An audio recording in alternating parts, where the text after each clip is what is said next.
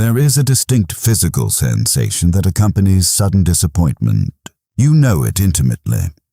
It is the sudden hollowness in the chest, the sudden drop of the stomach, the metallic taste of an expectation shattering against the concrete of reality. It happens when the promotion goes to someone else, when the message is left on read, when the loyalty you thought was guaranteed evaporates in an instant. In that fraction of a second, your mind violently rebels. It races backward, desperately trying to rewrite a past that has already solidified. You negotiate. You seek an explanation. You look for someone to blame, perhaps the person who let you down, perhaps the universe, perhaps yourself. You demand to know why the script in your head was not followed. We are conditioned to believe that this internal chaos is natural, a sign that we cared.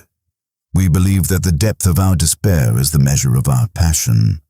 But this is a romantic lie we tell ourselves to justify our lack of control. Your disappointment is not a badge of honor. It is not proof of your dedication. It is simply the painful sound of your own delusion colliding with the truth. You are not hurting because reality is cruel. You are hurting because you secretly believed you were the architect of the universe, and you have just been abruptly reminded that you are not.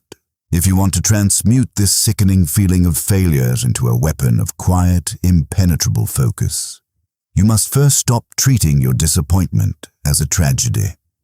You must learn to view it as an awakening.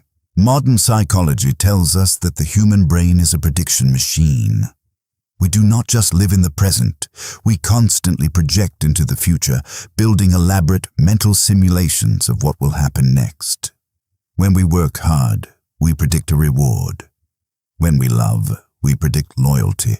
When those predictions fail, the brain registers it as a physical error, a terrifying spike of cognitive dissonance. Our map of the world has been proven wrong, and suddenly we feel unsafe. The ancient Stoics understood this mechanism intimately, though they used different language. They recognized that the pain of disappointment does not come from the external event itself, but from the arrogant assumption that the external event was ours to control. This is where the philosophical shift must occur. When you sit in the wreckage of a failed expectation, your instinct is to demand that the world change its shape to fit your desires. You complain. You over-explain your side of the story. You seek out the validation of others to confirm that you were wronged. But the Stoic mind does something unnatural. It accepts the error code without arguing. Stoicism is not the suppression of emotion. It is the brutal, immediate acceptance of what is.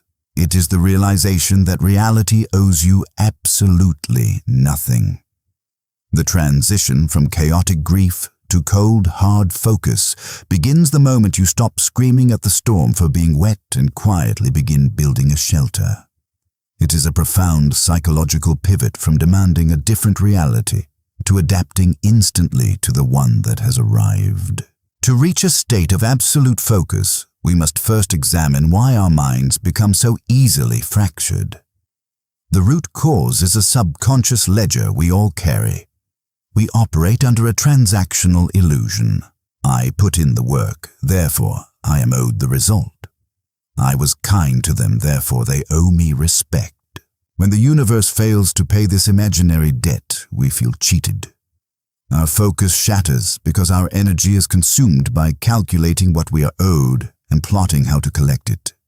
We become debt collectors for invoices the universe never agreed to pay. Cold, hard focus requires you to take this ledger and burn it.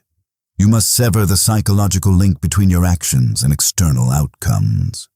You act with virtue, with precision, and with intent, not to purchase a specific result, but because the act itself is the only thing within your domain.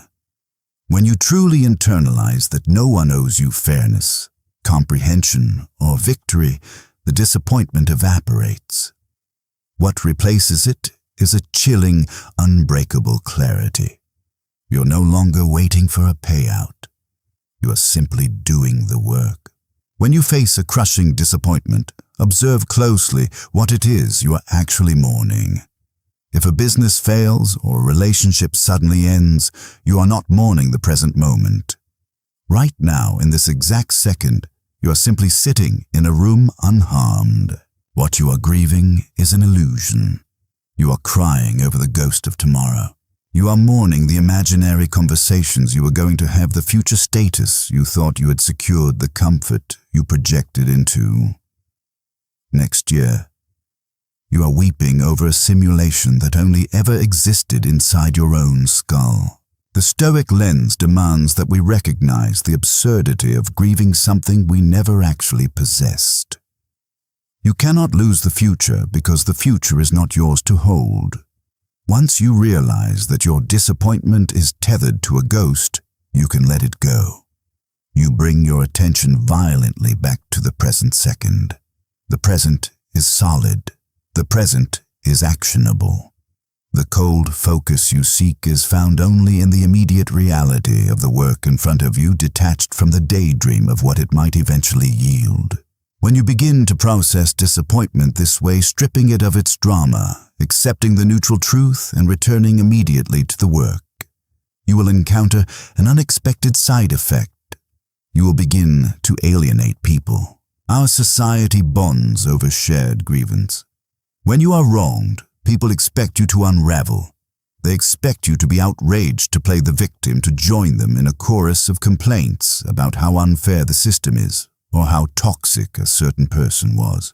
When you refuse to participate in this theater, when you simply absorb the lost nod and quietly pivot your attention to the next task, it makes others profoundly uncomfortable. They will mistake your composure for numbness. They may call you cold, unfeeling, or arrogant. This is the Stoic neutrality you must accept. The focus you are building is an internal fortress, and a fortress is not built to win popularity contests. You are not adopting this mindset to intimidate others, to win back the respect of those who betrayed you, or to dominate a social hierarchy. Those are external games, and they are inherently fragile. You are adopting this mindset to become sovereign over your own mind. If your quiet independence causes social friction, if people misinterpret your lack of outrage as a lack of care, let them. You do not need them to understand your silence. You are no longer playing to the gallery. There is a profound, almost dangerous freedom in having your expectations shattered. When the worst has happened, when the thing you dreaded has come to pass, and the disappointment has entirely washed over you, you are left in a very quiet place. The anxiety of anticipation is gone. The exhausting labor of hoping for a specific outcome has been lifted from your shoulders. You are left with nothing but the raw materials of the present moment. Look at the space where your expectation used to be. It is empty. But an empty space is no longer a vulnerability. It is a foundation. Without the blinding glare of hope and without the heavy fog of resentment, your vision finally clears. You see the world exactly as it is, imperfect, indifferent, and entirely outside your control, and yet your mind remains yours alone. When you strip away the desire for the world to be fair, what remains of you? Who are you? When the audience leaves, the prize is withdrawn, and there is nothing left to do but the work itself. Would you like to explore how to maintain this internal stillness when those around you are actively trying to pull you into their chaos?